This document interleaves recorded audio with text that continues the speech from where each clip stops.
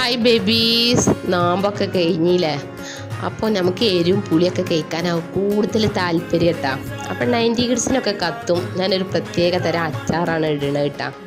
അപ്പം ഞാൻ എൻ്റേതായ രീതിയിലാണ് ഇടണത്. എനിക്ക് പച്ചമാങ്ങ ഇങ്ങനെ കടിക്കണം, ഇങ്ങനെ അരിയണ ഇഷ്ടമല്ല. അപ്പോൾ അങ്ങനത്തെ രീതിയിലൊരു നല്ലൊരു മാങ്ങ അച്ചാറാണ്. ഞാനിവിടെ 4 മാങ്ങ എടുത്തിട്ടുണ്ട്. അപ്പോൾ കുറച്ചധികം വെളുത്തുള്ളി വേണം, അപ്പോഴൊരു ടേസ്റ്റ് ഉണ്ടാവും എന്നുള്ള രീതിയിലാണ് എനിക്ക്.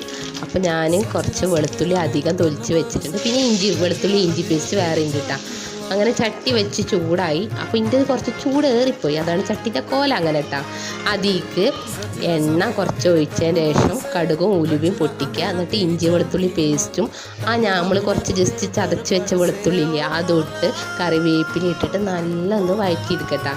എന്നിട്ട് ഒന്ന് ഏകദേശമൊക്കെ വഴൻ്റെ ശേഷം കുറച്ച് ഉപ്പും അതിന് സമമായിട്ടുള്ള ഒരു ചെറിയ കഷ്ണം ശർക്കര ഇട്ടിട്ട് മെൽറ്റ് ആവണ വരെ ഒന്ന് ഇളക്കി കൊടുക്കുക. ജസ്റ്റ് തീ കുറച്ചിട്ട് വേണം കേട്ടോ പിന്നെയുള്ള പരിപാടികളൊക്കെ.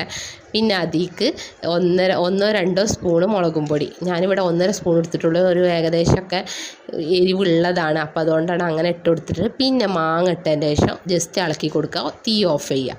അപ്പോൾ അച്ചാർ പൊടി ഉണ്ടെങ്കിൽ ഇടേണ്ട ആവശ്യമൊന്നുമില്ല. ഇത് മുളക് പൊടീൻ്റെ ടേസ്റ്റാണ് ഇതിന് വരേണ്ടത്, അപ്പോൾ ഒരു പ്രത്യേക ടേസ്റ്റാണ്.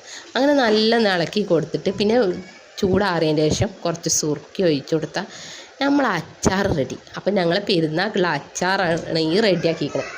ഇനി ഇതിൻ്റെ അച്ചാർ ടേസ്റ്റ് ചെയ്യാണ് സെല്ലിയും സെബിലും, ഒന്ന് കണ്ടു നോക്കി. ഞങ്ങളധികം പെരുന്നാക്ക് കയ്പൊക്കെ അച്ചാറാണ് ഉണ്ടാക്കുക. ഇന്ന് മാങ്ങച്ചാറിൽ ഒതുക്കിയിട്ടാണ്.